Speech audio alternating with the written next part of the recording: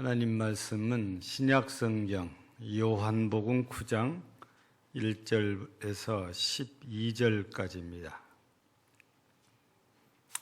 161쪽입니다. 봉독해 드립니다. 예수께서 길을 가실 때에 날 때부터 맹인된 사람을 보신지라. 제자들이 물어 이르되 랍비여, 이 사람이 맹인으로 난 것이 누구의 죄로 인함이니까? 자기니까? 그의 부모니까? 예수께서 대답하시되 이 사람이나 그 부모의 죄로 인한 것이 아니라 그에게서 하나님이 하시는 일을 나타내고자 하심이라. 때가 아직 낮음에 나를 보내신 이 일을 우리가 하여야 하리라. 밤이 오리니 그때는 아무도 일할 수 없느니라. 내가 세상에 있는 동안에는 세상의 빛이로라.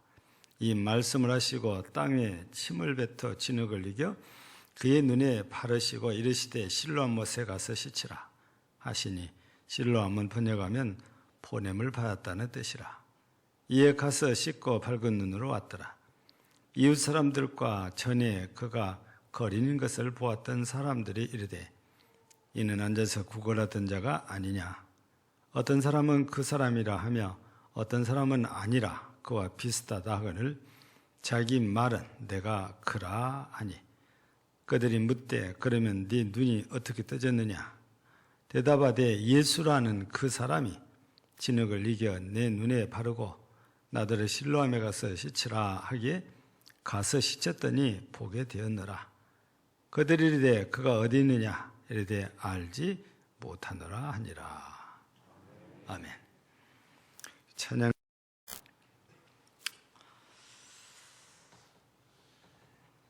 우리나라에서도 그런 일이 전에 있었지요. 지금은 우리나라가 난방이 기름, 가스로 바뀌면서 이제 석탄 캐는 일이 많이 줄었지요.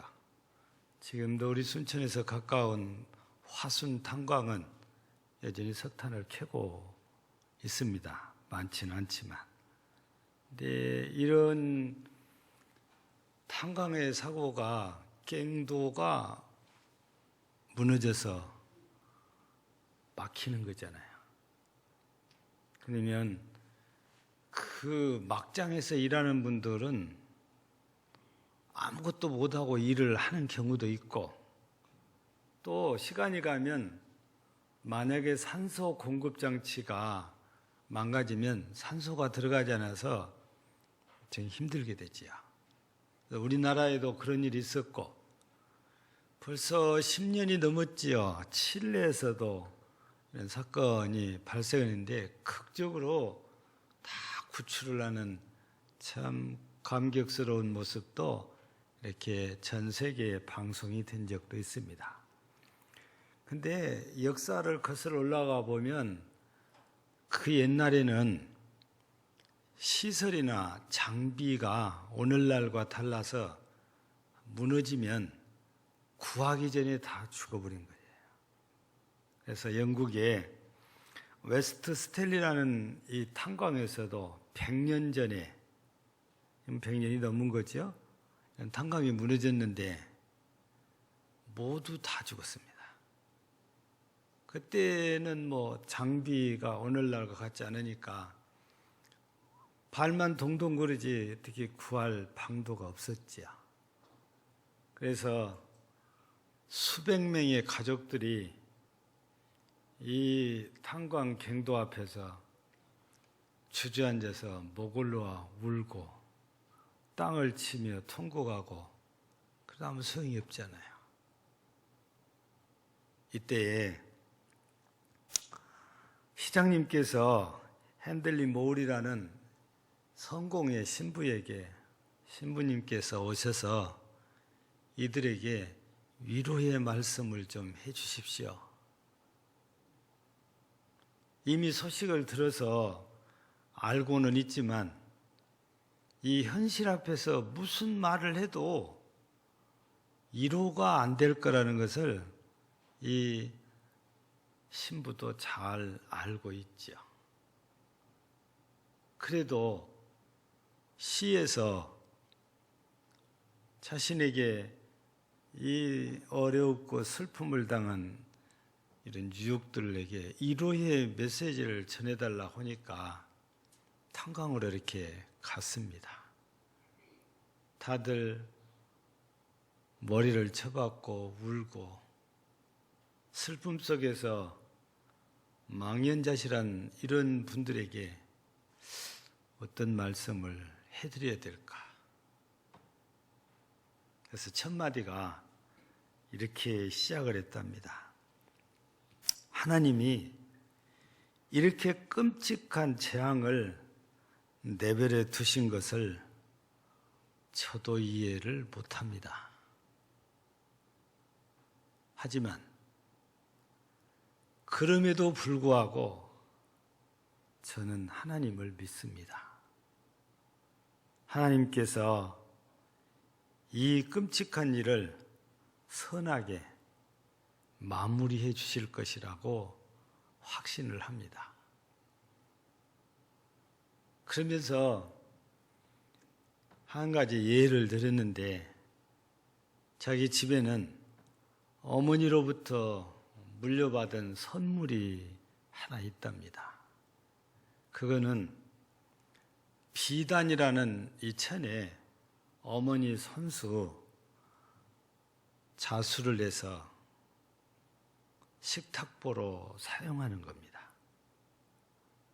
근데 남자들은 아시는 분은 아시고 여자분들은 학교에서 하시니까 다 아시겠지만 앞면과 뒷면이 천지차이입니다. 앞면은 기가 막히게 좋지요. 글씨를 쓰기도 하고 그림을 그리기도 하고 이번에도 신방 다니다 보니까 그렇게 해서 집에 예쁘게 액자를 만들어서 걸어놓고 계신 분도 계셨습니다. 근데 이 핸들리 도울 신부가 그걸 이 얘기를 합니다. 이 식탁보의 뒷면을 보면 왜 그렇게 지저분한지, 왜 그렇게 형편이 없는지, 여기는 뭐가 어떻게 됐는지 도무지 이해가 되지 않도록 혼란스럽습니다. 지저분하기도 하고.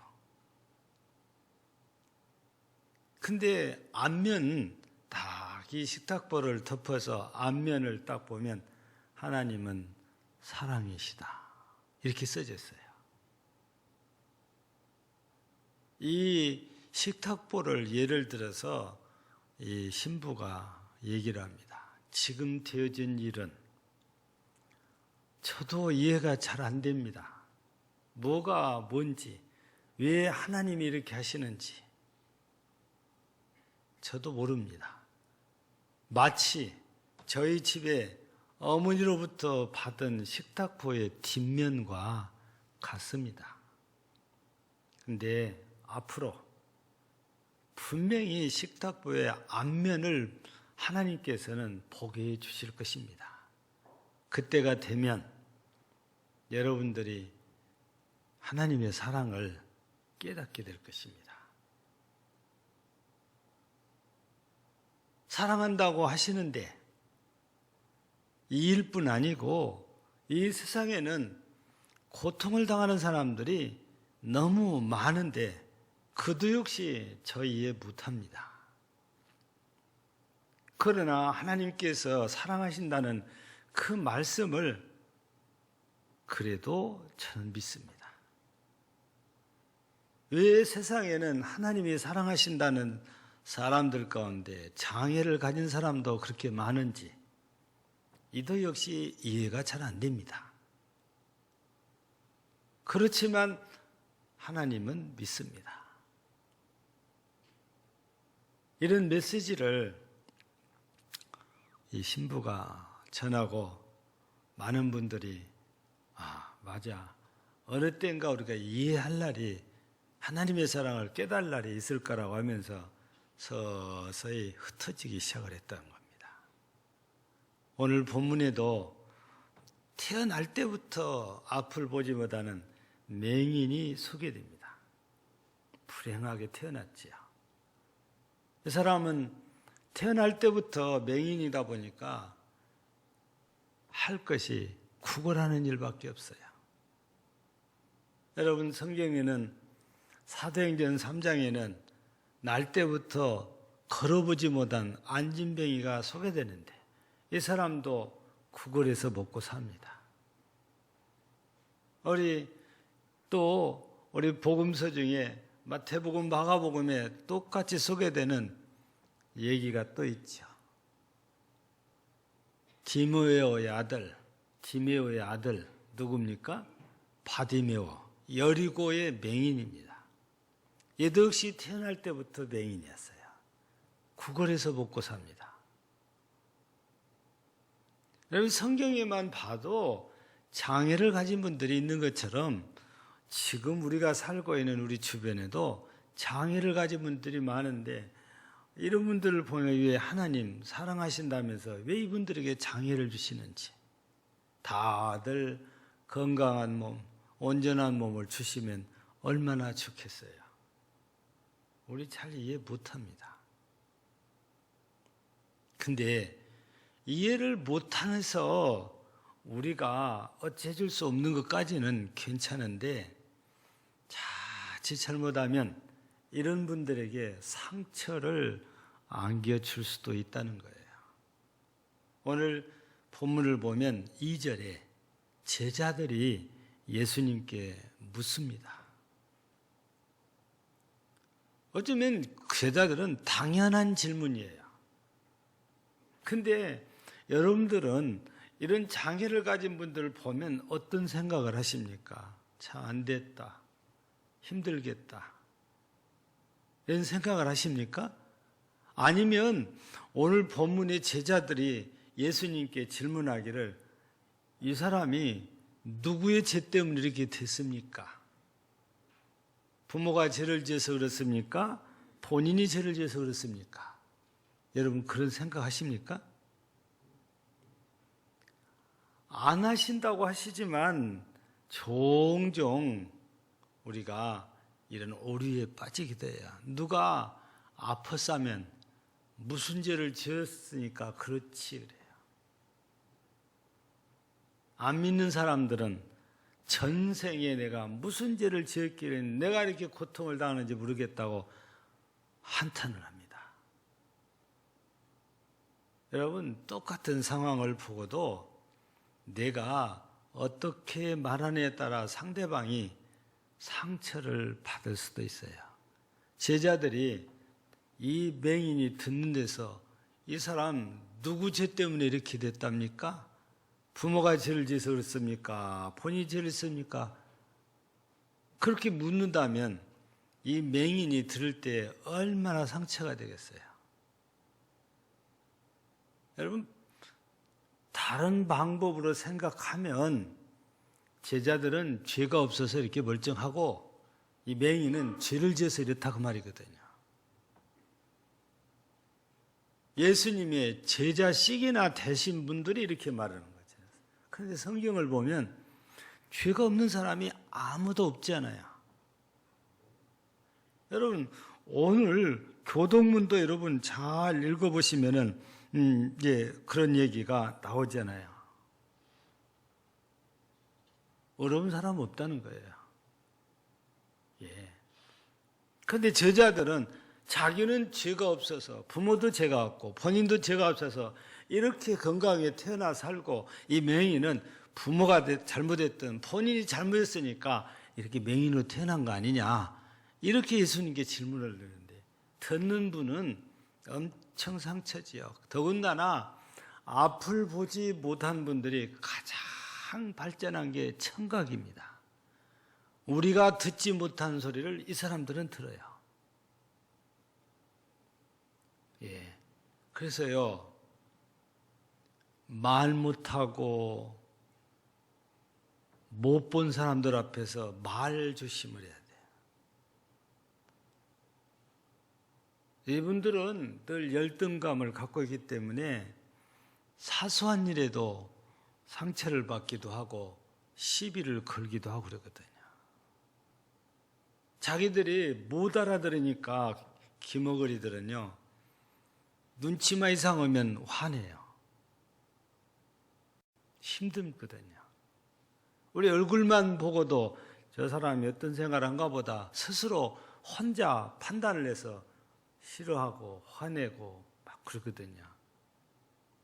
근데 듣는 데서 제자들이 예수님께 이런 질문을 했으니 이 사람은 엄청나게 마음이 아플 수밖에 없는 상황이에요.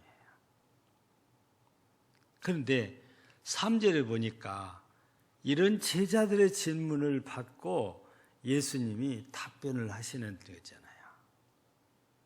근데 예수님의 답변을 보니까 부모가 죄를 지었다? 그렇게 답변하지를 않았잖아요. 부모의 죄도 아니고 자기의 죄도 아니다 그런 겁니다. 다만 하나님께서 하시는 일을 이 사람을 통해서 나타내시려고 하신다. 그래서 제자들 때문에 상처를 받았을 법한 이 맹인에게 위로를 해주는 거거든요. 근데 한 번 받은 상처가 말 한마디로 금방 위로가 되냐? 그렇지 않아요. 그에 합당한 사랑이 느껴져야 치유가 되거든요. 그래서 오늘 우리는 일하시는 하나님 제목이 그러는데 우리 주님께서 이 상황에서 어떻게 일을 하시는지 우리가 보면서 우리도 이런 주님의 마음을 품고 주의 일에 함께하는 그런 성도들이 모두 되기를 바라는 것입니다. 우리 이미 소개한 대로 2절에서는 제자들이 이 맹인에게 상처가 되는 질문을 했고 3절에 보면 이에 대한 답변으로 예수님께서는 이 사람을 어떻게든 위로하며 상처를 치유해 보려고 대답을 아주 잘해 주셨잖아요. 그런데 예수님의 대답을 우리가 자칫 잘못하면 또 오해를 하기도 합니다. 이 무슨 말씀이냐면 하나님의 일을 나타내고자 하신다고 그러는데 그러면 하나님께서는 하나님의 능력을 나타내 보이려고 이 사람을 맹인으로 태어나게 하셨단 말인가? 그렇게 곡해를 할 수도 있어요. 근데 우리가 하나님의 말씀을 이렇게 내 생각대로 곡해를 해서 받아들이면 절대 은혜를 우리가 받을 수 없는 거지요. 이 말씀은 우리가 어떻게 받아들여야 되냐면 비록 태어날 때는 맹인으로 태어났다 할지라도 하나님께서는 이런 사람을 통해서도 하나님의 일을 하게 해 주신다는 겁니다. 즉 하나님께서는 온전한 사람이나 장애를 가진 사람이나 누구나 똑같이 하나님을 위해서 일할 수 있게 하고 하나님의 영광을 나타낼 수 있게 하신다는 그런 말씀인 거지요. 우리가 하나님이 이렇게 누구라도 사용하셔서 일하게 하신다는 그런 마음 우리가 이제 갖고 말씀을 보면 지극히 긍정적으로 우리가 말씀을 접근해서 은혜가 되지만 하나님께서 자기의 능력을 나타내려고 사람들을 장애자로 태어나겠다면 하나님은 사랑이 아닙니다. 어떻게 그게 사랑입니까? 하나님은 그런 분이 아니세요. 진짜 사랑이시니까 그런 분이 절대로 아니라는 것입니다. 어떤 모습으로 태어났든지 하나님께서는 우리를 통해서 하나님의 일하시는 것을 세상에 보여주고 싶어하는 그런 분, 이 곧 하나님이시지요.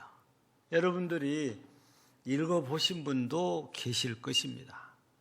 나온 지가 꽤 오래됐지요. 10년도 훨씬 더 된 것 같아요. 한 20년 이상 된 것 같아요. 낮은 대로 임하소라는 책이 나왔는데 저자가 우리 한국인이지요. 안요한 목사님이라고. 그때 책 내용에서 보면 이분은 태어날 때부터 맹인으로 태어난 것이 아니고 37살에 맹인이 됐어요. 중간에 이렇게 실명을 했기 때문에 계속 의사들이 진찰한 결과가 당시에는 우리나라 의술이 좀 거기에 못 미쳤던지 미국 가서 수술하면 볼 수 있다는 결론이 나왔어요. 근데 안요한 목사님이 거절을 합니다. 하나님께서 나를 이렇게 하신 것은 틀림없이 하나님의 뜻이 있다. 나는 이 모습으로 하나님의 일을 하고 하나님의 뜻을 드러내며 살겠다. 그래서 수술을 거절하고 평생 맹인으로 이렇게 살아요. 지금도 살아있어요.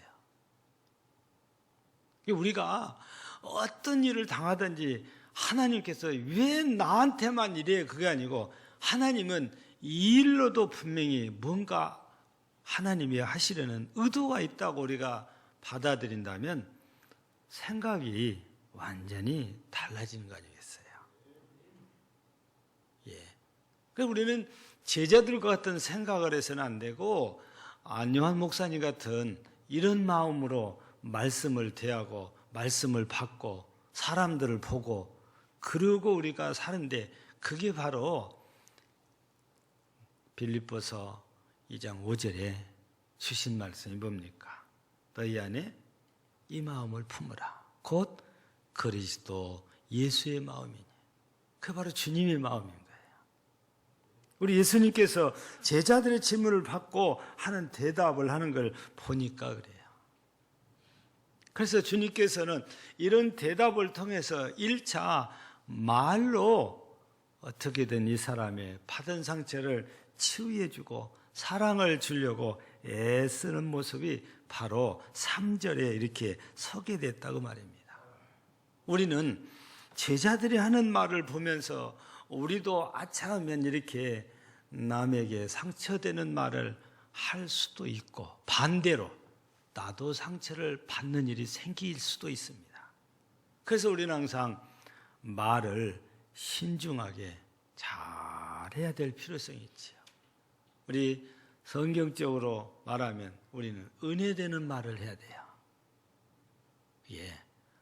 맞고 틀리는 이것만 생각하면 이 말이 맞아, 내 말이 맞아. 근데 그 맞는 말 때문에 상처받는 영혼이 생긴다면 문제인 거지요. 예.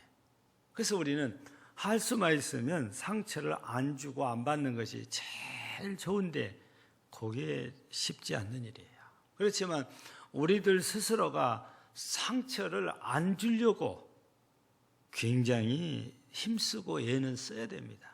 그냥 그런 일도 없이 무조건 생각을 다 말하고 하고 싶은 말 다 해버리면서 남에게 상처를 주는 것은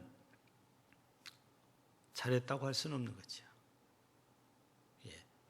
여러분 제자들이 하는 말도 사람은 누구나 다 죄를 지었기 때문에 죄 문제를 논한다고 해서 무조건 잘못했다 그렇게 할 수도 없어요. 그렇지만 듣기에 자기들은 죄가 없고 맹인만 죄가 있는 것처럼 말이 그렇게 받아들여지니까 문제가 된단 말이에요. 그래서 우리가 잘 알고 있는 것은 우리는 죄를 짓지만 예수님은 십자가의 보혈로 우리의 죄를 사하는 일들을 하시잖아요. 그런 것처럼 제자들이 잘 못 뱉은 말을 통해 말 때문에 상처받은 이 맹인의 영혼을 치유해 주려고 애쓰시는 그런 예수님의 모습이 3절을 통해서 우리에게 비춰지는 거지요. 그런데 예수님께서는 이렇게 말로만 하질 않아요. 예수님은 맹인의 눈을 뜨게 줄 때 바디메오는 손가락 하나도 움직이지 않아요. 예수님이 그냥 말로만 그래요. 근데 보게 됩니다. 심지어 죽은 사람인 나사로를 살릴 때도 그냥 무덤 앞에서 말씀만 하십니다. 근데 무덤 문이 열리고 나사로가 걸어 나온단 말이에요. 이때 예수님이 가실 때는 이미 나사로가 죽은 지 4일이나 됐어요. 그러니까 이미 무덤의 장례가 다 끝났지요. 그런데 예수님께서 그 무덤 앞에 가서 나사로야 나오너라 이렇게 말씀만 하셨는데 나사로가 나와요.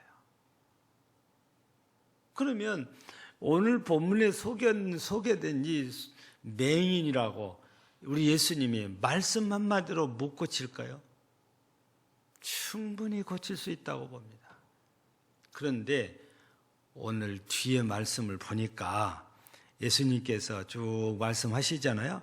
6절에 와서 보니까 이 말씀을 하시고 땅에 침을 뱉어 진흙을 이겨 그의 눈에 바르시고, 말씀으로만 하시는 것이 아니고 특별 동작을 주님이 취해 주십니다. 우리가 말로만 사랑한다 하는 것하고 행동으로 사랑을 나한테 보여준 것하고는 똑같지 않아요. 달라요. 받아들이는 것이 틀립니다. 여러분들도 자식들을 다 키우고 계시고 이미 다 키워봤잖아요. 그런데 이놈 자식이 놀다가 친구들하고 무슨 일인지 막 울면서 눈물을 닦고 들어와요. 근데 부모들은요 다 반응이 똑같냐 틀리거든요. 쳐 맞고 다닌다고 막 더 혼쭐 내는 부모가 있는가 하면 야야 괜찮다, 한 대 맞아도 안 죽는다, 그냥 그리고 대충 넘어가는 부모가 있는가 하면 어떤 부모는 큰일 난 것처럼 막 안고 어깨 두드리고 등 두드리고 눈에 눈물 손으로 막 닦아준단 말이에요. 여러분 어느 부모에게 사랑을 많이 느끼겠어요? 맞고 다닌다고 혼쭐 내는 부모의 사랑을 느낍니까? 아니에요. 행동으로 안고 우리 아팠지? 엄마가 후회줄게 하면서 후회주고 두드려주고 눈물 닦아주고 그 엄마의 손길을 느끼면서 사랑을 체험을 하잖아요. 그 예수님께서도 오늘 본문에서 말씀으로만 해도 될 일을 행동으로 보여준 거예요.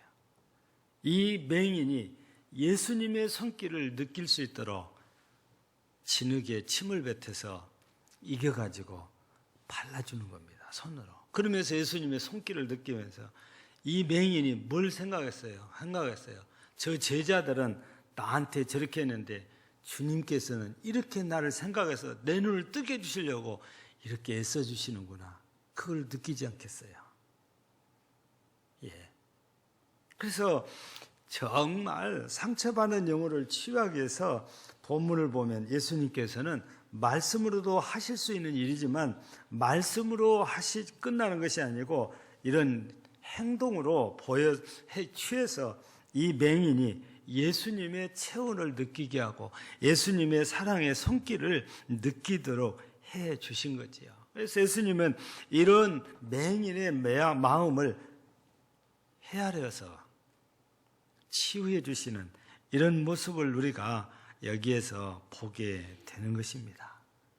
우리 주님께서는 우리들에게 하나님의 사랑을 나타내라고 그래요. 그게 우리가 주의 이름으로 사랑을 베푸는 것 아니겠어요? 그래서 우리는 어떤 일이 있어도 할 수만 있으면은 당사자가 상처받지 않게 하는 말 해야 된단 말이지. 오래됐지요. 우리가 생각해도 오래됐지요. 세월호 사건이. 근데 자식을 잃고 가족을 잃어서 망연자실한 데 가서 누가 수학여행 보내라고 그랬어? 그렇게 말해봐요. 그러면 자식을 잃은 부모들의 마음이 어마어마한 상처가 되지 않겠어요? 근데 실제로요, 그 많은 사람이 있어요.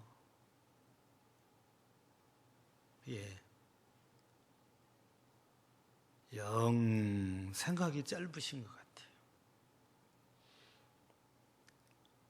그래서 우리는 이렇게 주님께서 하신 일을 보면서 상처받은 영혼을 치료하기 위해서는 하나님의 사랑이 꼭 필요하단 말이에요.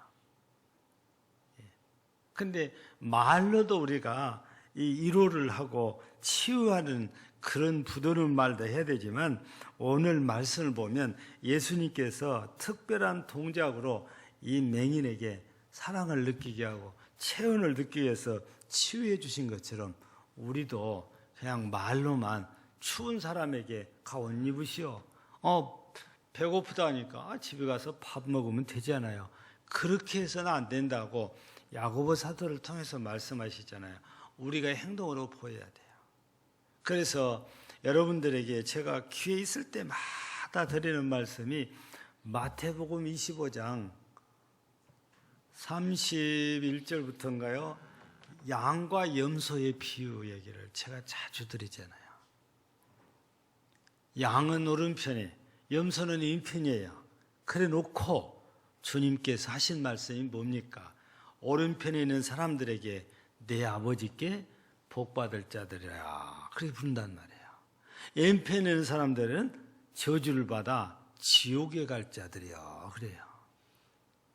근데 복받을 자들이요 하니까 오른편에 있는 사람들 주여 우리가 무엇을 하였기에 이런 복을 받겠나이까 했더니 주님 말씀이 내가 줄일 때 먹여줬고 내가 목마를 때 물을 줬고 내가 헐벗을 때 입혀줬고 감옥에 갇혔을 때 돌아봤고 내가 아팠을 때 너희들이 찾아봐 줬지 않냐. 우리가 언제 그렇게 했습니까? 주님께 그런 적이 없습니다 하더니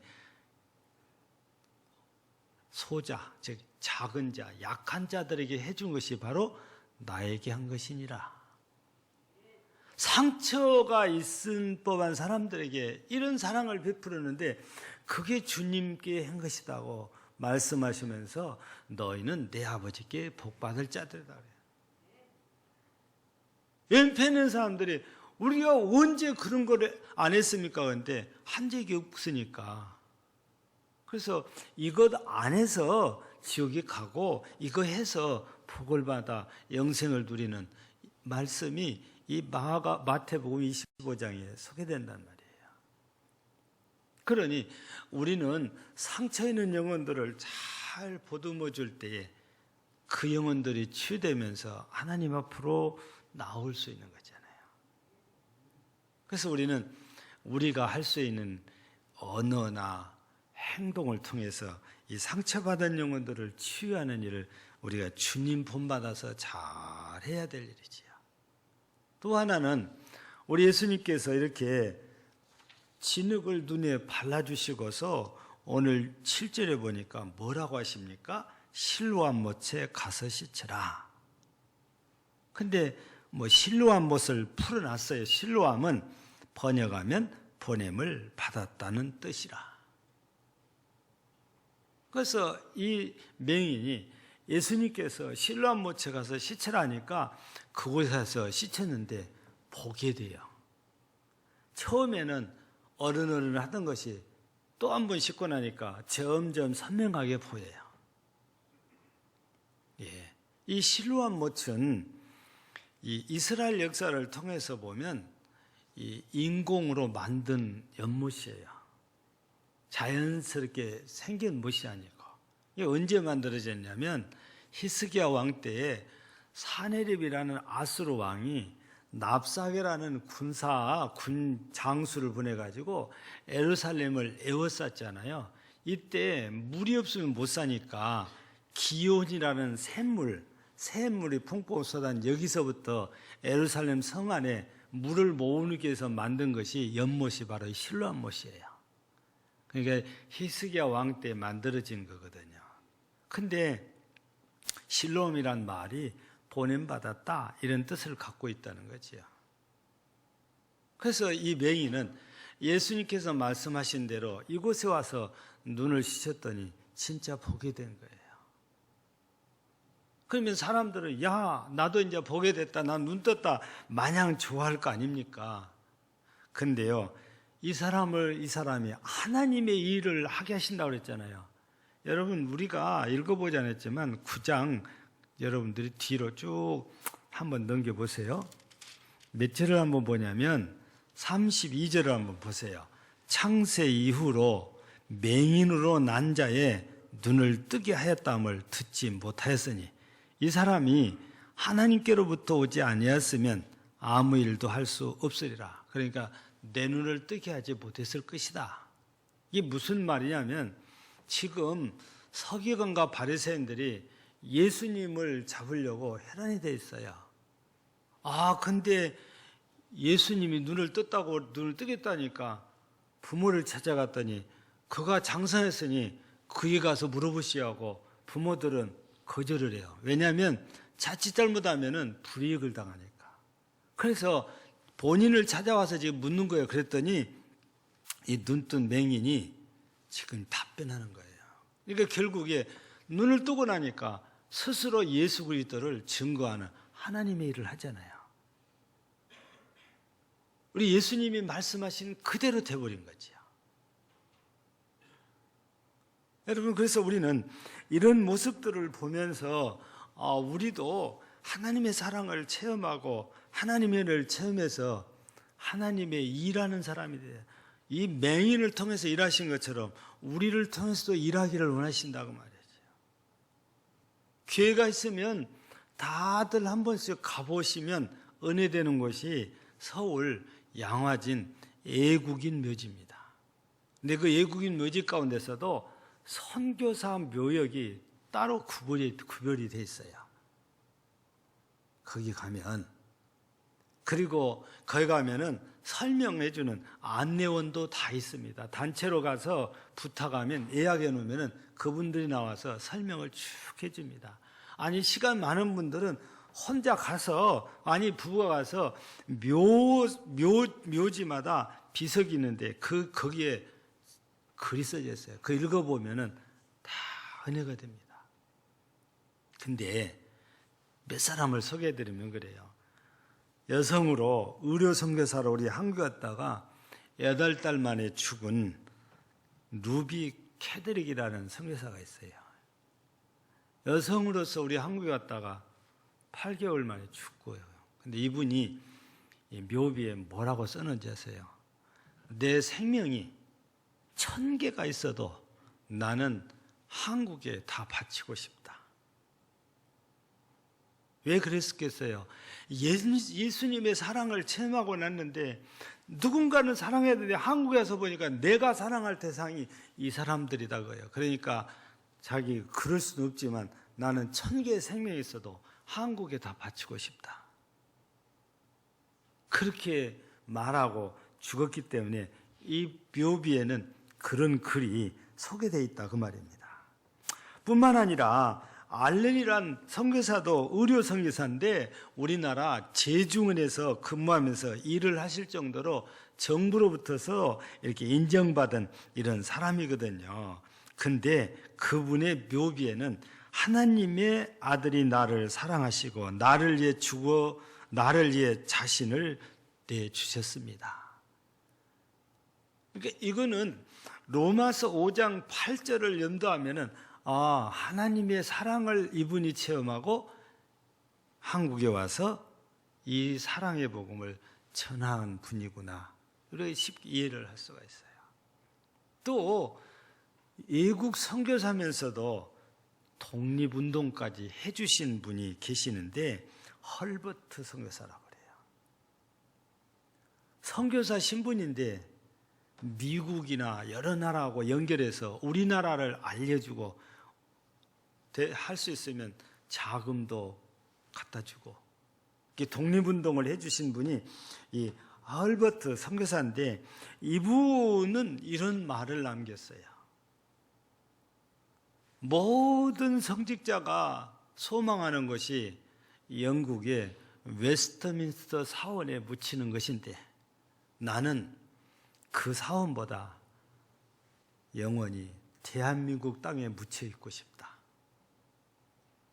다 외국인들이에요.